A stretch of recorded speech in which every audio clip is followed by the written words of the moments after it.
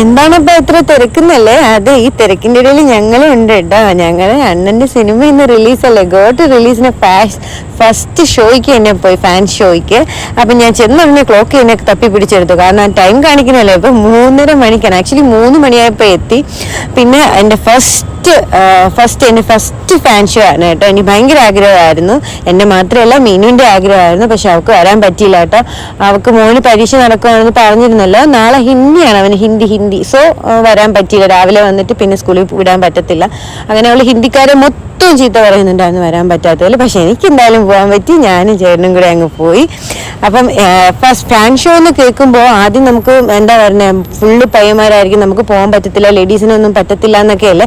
പക്ഷെ അങ്ങനെയല്ല കേട്ടോ. അവിടെ ചെന്നപ്പോഴാണ് മനസ്സിലായത്, ഭയങ്കര ഒരു ലേഡീസിനും ഫാമിലിനും സെപ്പറേറ്റ് ആണ്. അവർ നമുക്ക് സീറ്റ് തന്നതിന് ശേഷം മാത്രമേ പയ്യന്മാരെ കയറ്റത്തുള്ളൂ.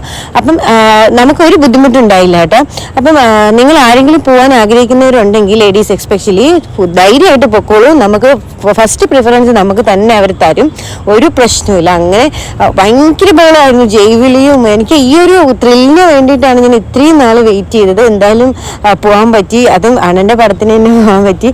ആക്ച്വലി ഞങ്ങൾ സൂര്യ ഫാനാണ്, പക്ഷേ അണ്ണൻ ഞങ്ങൾക്ക് എന്നും ഒരു ഹരമാണ് ഗൈസ്. അതുകൊണ്ട് ഞങ്ങൾ അണ്ണൻ്റെ പടത്തിന് തന്നെ, അത് ഫാൻസ് കൂടുതലാണ്, അത് അണ്ണൻ്റെ പടത്തിന് തന്നെ പോകണമെന്നും പറഞ്ഞിട്ടാണ് ഇരുന്നത്. അങ്ങനെ പോയി, ഫിലിം തുടങ്ങി, ഒരേ ബഹളം, എന്തൊരു ബഹളമായിരുന്നു, ഡാൻസും പാട്ടും, ഒരു രക്ഷയില്ല. എന്നിട്ട് ആദ്യത്തെ കുറച്ച് ഇൻട്രോ, ഒരു 15 മിനിറ്റ്സ് വിജയുടെ തന്നെ കുറേ ഡയലോഗ്സ് ഒക്കെ വെച്ചിട്ടായിരുന്നു. എന്തായാലും അടിപൊളിയായിരുന്നു. എക്സ്പീരിയൻസ് വൈസ് സൂപ്പറായിരുന്നു. പക്ഷെ സിനിമ എനിക്ക് അത്രയും ഭയങ്കര സംഭവമാണെന്ന് തോന്നിയില്ല, ഇച്ചിരി സസ്പെൻസീവ് അല്ല എന്ന് തോന്നി. പക്ഷെ എന്തായാലും സിനിമ നല്ലതായിരുന്നു, കാരണം ഫാമിലി നന്നായിട്ട് ടച്ച് ചെയ്യുന്ന ഒരു ഫിലിമായിരുന്നു. എന്തായാലും പോയി നോക്കും നിങ്ങൾ, എല്ലാവർക്കും ഇഷ്ടപ്പെടും. പക്ഷെ നമ്മൾ വിജയുടെ സൈഡിൽ നിന്ന് ഒരു സസ്പെൻസീവ് ആയിട്ടൊരു സംഭവം, അല്ലെങ്കിൽ ഭയങ്കര ത്രില്ഡ് ആക്ഷനൊക്കെ ഭയങ്കര പൊളിയായിരുന്നു കേട്ടോ.